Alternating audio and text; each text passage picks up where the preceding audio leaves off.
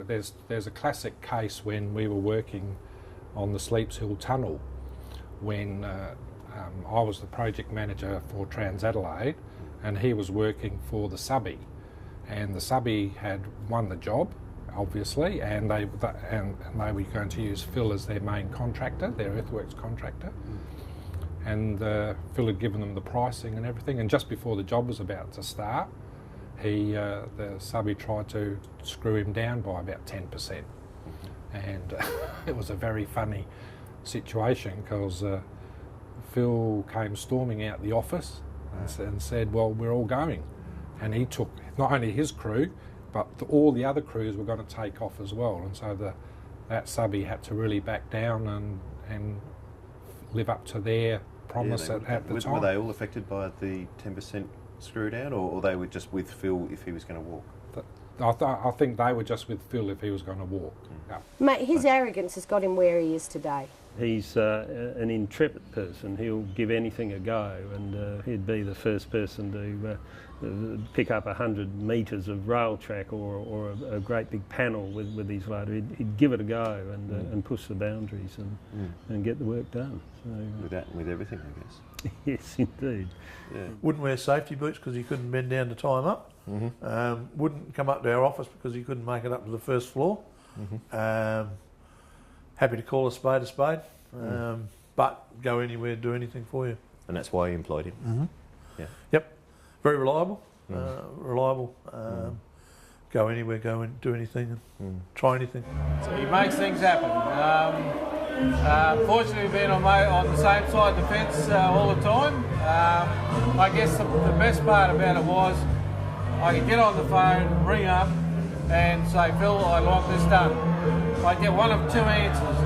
One was yes, I can do it, or two, wait 30 minutes, I'll get back to you and tell you how I'm going to do it. What was the boldest thing that he did work-wise?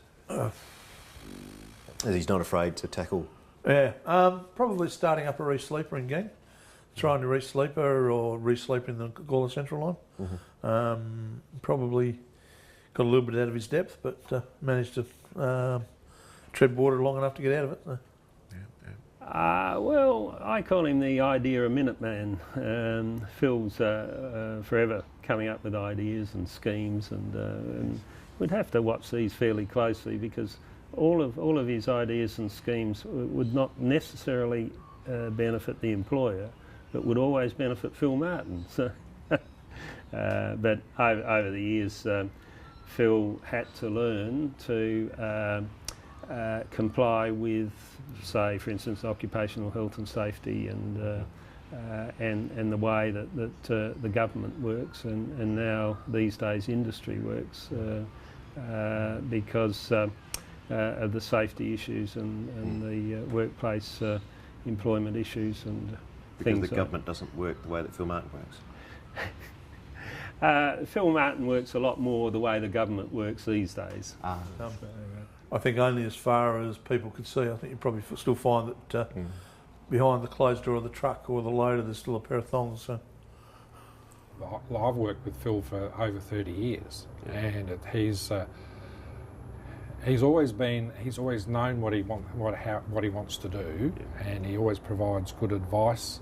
But he gets a bit grumpy if you don't follow it. So, but you have to learn just to yell back at him a little bit, and then he seems fine. Yeah, he respects you more if you stand up to him, because the deep down he's a big softie, and I suppose over the years I've found that we've built up a good respect for each other, and even though sometimes some people find him gruff and difficult to get along with, I think the thing is, as long as you can sit there and talk through the issues with him and explain why you want things done, and also listen to what he has to say, respect his opinion, and he's fine. And don't get your back up yourself. And don't get your back up. If Phil likes you, you know it, and if he disagrees with you, you know it as well. But the other thing is, I've never seen him hold a grudge either. So he's a sort that'll let it out, deal with it, move on, forget about it, which is a very good quality. Very reasonable, yeah. Very reasonable, very fair. Yeah. If he likes you, he likes you. If he doesn't like you, you're buggered. Have you had much to do with his beloved Kilburn Football Club? Oh yes, yes. Over the years, if you want to have a drink with Phil, that's generally where you have to go. So That would be a lengthy meeting, possibly. oh, very likely, yes, or very often, yes.